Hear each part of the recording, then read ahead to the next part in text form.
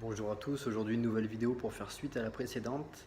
Je viens de recevoir mes premiers capteurs Aqara, donc une petite vidéo pour vous montrer comment on intègre les capteurs dans la solution HomeKit d'Apple.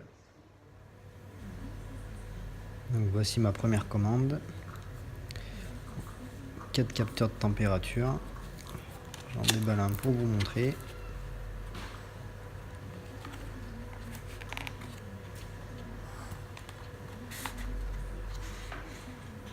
Donc on y retrouve forcément le capteur de température qui fait donc capteur de température, d'humidité et de pression atmosphérique, mais uniquement compatible avec l'application native. On ne retrouvera donc pas la pression atmosphérique dans HomeKit. Le capteur est livré avec une petite rondelle double face qui permettra de la coller contre un mur ou un objet. Je bataille à la récupérer. Voilà, le double face qui se met donc au dos.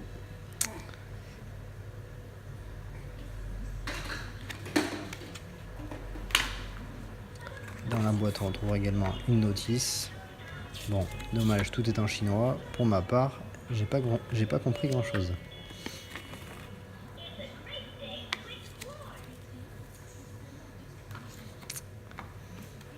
Sur la boîte, on retrouve quelques informations, à savoir que les produits communiquent en Zigbee, le modèle de la pile, les plages de température de fonctionnement et les plages d'humidité de fonctionnement. Le capteur est vraiment tout petit. Si je le mets à côté d'une pièce d'1 euro, ça permet de se rendre compte un petit peu de la taille du capteur. C'est vraiment très discret, on pourra le mettre un petit peu partout dans la maison. On va pouvoir les cacher pour que ça reste élégant. Allez, je retourne dans l'application Aqara Home pour configurer ce nouveau capteur. J'ajoute donc un accessoire. La liste des accessoires proposés. Le nôtre est donc le capteur de température et d'humidité que j'associe à la passerelle déjà connue. Et il me demande maintenant d'appuyer pendant quelques secondes, pendant 5 secondes sur le bouton du capteur pour l'associer à la passerelle.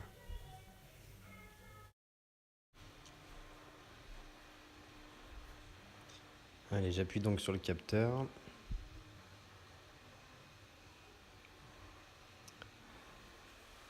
La LED clignote, je relâche. Le capteur est associé.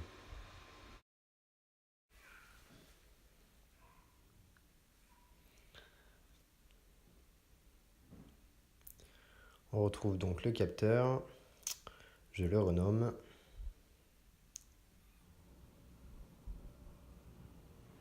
Température, humidité.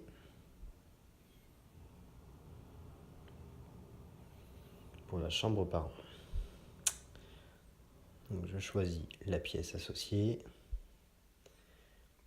Et je renomme chacun des capteurs, à savoir le capteur de température et le capteur d'humidité. Voilà, down.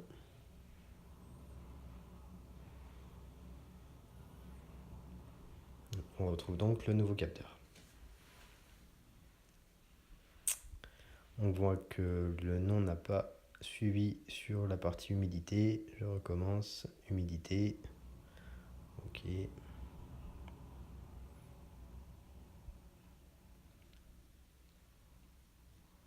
C'est bon. Le capteur apparaît désormais dans l'application Aqara. On retourne désormais sur l'application maison d'Apple. Je vais donc dans mes favoris. Je vois le nouveau capteur, capteur d'humidité, capteur de température. Donc l'humidité à 53%, température à 29,5. Alors c'est chaud parce que je l'avais dans la main simplement. Je l'enlève des favoris. Hop. Pareil pour l'humidité.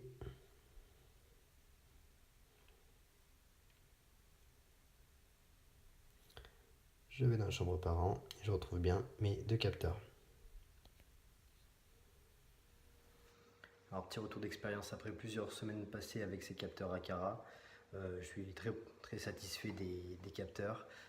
J'en ai commandé 4 autres même pour compléter mes mesures. La grosse force du produit reste le prix forcément. Sa discrétion, les capteurs sont vraiment tout petits, on peut les dissimuler un peu partout sans que ce soit disgracieux. Sa précision, les capteurs sont relativement justes, je les ai comparés avec plusieurs capteurs de température, c'est assez juste. Les défauts, j'en ai parlé précédemment, c'est essentiellement cette valeur négative de température qui ne fonctionne pas sur HomeKit. C'est gênant, si vous voulez le mettre sur l'extérieur ou sur des pièces froides, ça aurait pu être intéressant. Alors que ça fonctionne bien sur l'application native Aqara. Ce sera tout pour ce retour d'expérience des capteurs Aqara et HomeKit. N'hésitez pas, si vous avez des questions, laissez-moi un commentaire, je tenterai d'y répondre. Merci et à bientôt.